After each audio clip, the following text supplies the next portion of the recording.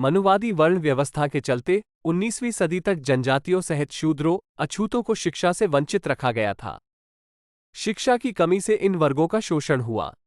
जनजातियों के शोषण व इनकी दयनीय दुर्दशा के लिए शिक्षा की कमी मुख्य रूप से उत्तरदायी है। आजादी बाद संविधान में मानव संसाधनों के विकास का प्रमुख उत्प्रेरक शिक्षा को बनाया गया है। जनजातियों के लिए शिक्षा एक केंद्र बिंदु है जिस पर उनका विकास निर्भर करता है। शिक्षा से ज्ञान का प्रसार होता है। ज्ञान आंतरिक बल देता है जो कि आदिवासियों को शोषण व गरीबी से मुक्ति पाने के लिए बहुत ही आवश्यक है। निरक्षरता से उत्पन्न अज्ञानता के कारण आदिवासी लोग नए आर्थिक सुअवसरों का लाभ नहीं उठा पाए हैं। आदिवासी क्षेत्रों में विकासात्मक प्रक्रिया आरंभ होने से जनजातीय लोगों के विकास के लिए परिवर्तन काल में शिक्षा की अत्यंत महत्वपूर्ण भूमिका है। आदिवासियों के लिए शिक्षा की महत्ता को समझते हुए संविधान के अनुच्छेद 15, 4 एवं 46 में शिक्षा के प्रसार के लिए विशेष प्रावधान किए हैं। शिक्षा केंद्र एवं राज्य दोनों का ही विषय क्षेत्र है, लेकिन शिक्षा के प्रसार का मूल दायित्व राज्य सरकारों को सौंपा गया है।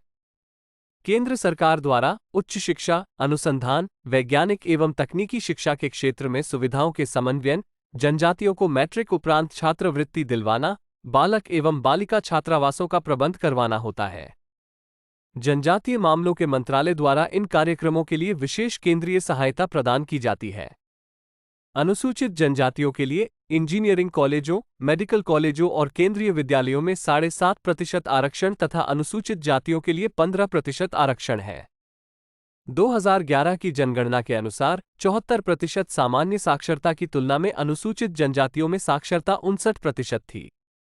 ये दर्शाता है कि अनुसूचित जनजातियों में साक्षरता दर भारत की कुल जनसंख्या के आंकड़ों की तुलना में बहुत ही कम है। साक्षरता में धीमी प्रगति के निम्नलिखित कारण गिनाए जा सकते हैं। 1. दोषपूर्ण शिक्षा नीति। शिक्षा नीति और शिक्षा की विषय वस्तु आदिवासी लोगों की आवश्यकताओं के अनुकूल नहीं है। आदिवासी शिक्षा की विषय वस्तु व पाठ्यक्रम उनकी सामाजिक व सांस्कृतिक आवश्यकताओं को पूरी नहीं करती है। शिक्षा पाठ्यक्रम न तो ज्ञान वर्धक और न रोजगार मूलक है। सरकार के 8वीं कक्षा तक परीक्षा मुक्त निर्णय ने बच्चों के भविष्य को बर्बाद कर दिया है। घटिया शिक्षा के चलते नेता और अध्यापक तो अपने बच्चों को निजी स्कूलों में पाते हैं और अच्छी नौकरी पाते हैं, लेकिन कमजोर वर्गों के बच्चे बेगाड़ करने को मजबूर हो जाते हैं। इसकी समीक्षा होनी जरूरी है कि सरकारी स्कूलों में पढ़ाई का बहुत घटिया स्तर क्यों है। अध्यापक मोटा वेतन लेकर भी ठीक से क्यों नहीं पाते हैं। आदिवासी क्षेत्रों में शिक्षक अनुपस्थित एक प्रमुख समस्या है। शिक्षक स्कूल आते हैं या नहीं, कैसा पाते हैं, यह कोई देखने वाला नहीं है। बच्चे निराश होकर स्कूल छोड़ने पर बाध्य हो जाते हैं। छात्रावासों और स्कूलों में बच्चों को घटिया खाना खिलाया जा रहा है। छात्रावास और स्कूलों में मिड डे मील भ्रष्टाचार की मिसाल बन गए हैं। इसको कोई देखने वाला नहीं है। इसमें सुधार जरूरी है।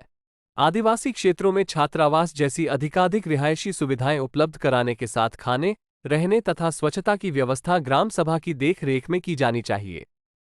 शिक्षक अपने बच्चों को सरकारी स्कूलों के बजाय प्राइवेट महंगे स्कूलों में पाते हैं तो फीस के बराबर उनकी तनख्वाह काट ली जाए। हैरानी की बात है कि आदिवासी सांसद और विधायक शिक्षा के गिरते स्तर पर मौन क्यों हैं। शिक्षा का निजीकरण वास्तव में इसे ब्राह्मणीकरण करने का प्रयास है। प्राथमिक स्तर पर विषयों का चयन सावधानीपूर्वक नहीं किया जाता है। पाठ्यक्रमों में पारंपरिक रीति रिवाजों, स्थानीय कौशलों, हस्तकलाओं और व्यावसायिक शिक्षा का समावेश होना चाहिए। आदिवासियों को अपने अधिकारों व कर्तव्यों, स्थानीय, राज्य और देश की प्रशासनिक व्यवस्था, खेती तथा आर्थिक विकास के बारे में पढ़ना चाहिए। 2. शिक्षण माध्यम स्वतंत्रता के लंबे वर्षों बाद भी आदिवासी बच्चे अपनी मातृभाषा में शिक्षा से वंचित हैं।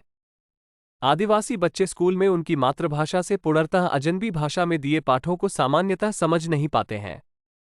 इसलिए शिक्षा में रुचि नहीं लेते हैं और पढ़ाई छोड़कर घर बैठ जाते हैं। निस्संदेह आदिवासी लोग भाषाई अल्पसंख्यक समुदायों की संरचना करते हैं और वे प्राथमिक स्तर पर अपनी मातृभाषा में शिक्षण के हकदार हैं। इसका संविधान के अनुच्छेद 350A में भी प्रावधान किया गया है। इसे लागू किया जाए। 3. अपर्याप्त शैक्षिकी संस्थाएं व सहायक सेवाएं।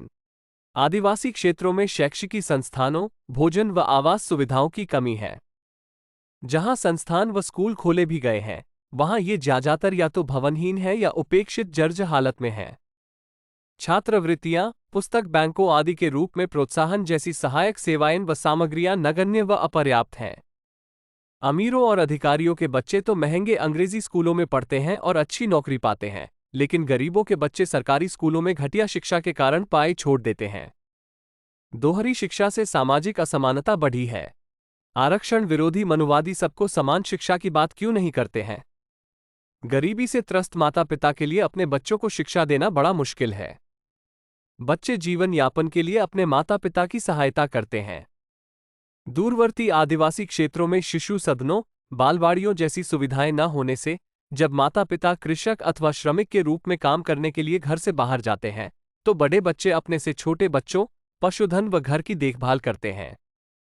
सरकार शिक्षा तंत्र की बदहाली के बारे में जानती है और जानबूझकर कमजोर वर्गों की शिक्षा में सुधार नहीं करना चाहती है। इसके बारे में नौजवानों को ब्राह्मणवादियों के सुनियोजित हिंदू मुस्लिम एजेंडे में उलझने के बजाय जागरूकता जन आंदोलन चलाना होगा। बच्चों के भविष्य को बर्बाद होने से बचाना होगा।